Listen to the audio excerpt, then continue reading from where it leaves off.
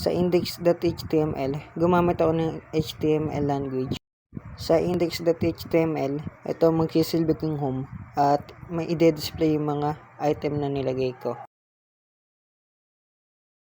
Sa style.css, dito ako nag-code para magawa akong i-edit yung mga height, add width, mga color at text, pati na rin yung mga font. Napaloob din dito kung saan ko gusto ilagay yung mga position ng mga item.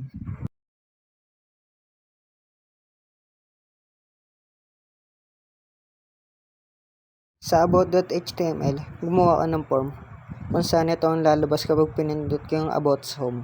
Hindi siya magre-rekta. At ito din ang magdi-display. Ito naman yung mga code na ginamit ko para mapagana siya. Same lang din sa ginawa ko sa reference.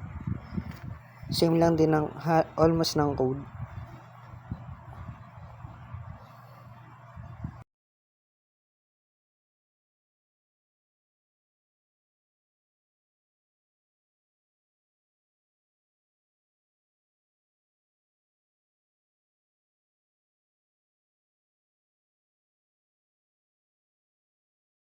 At ito naman yung itsura niya kapag nirun na. Ito yung index.html ko. Then about.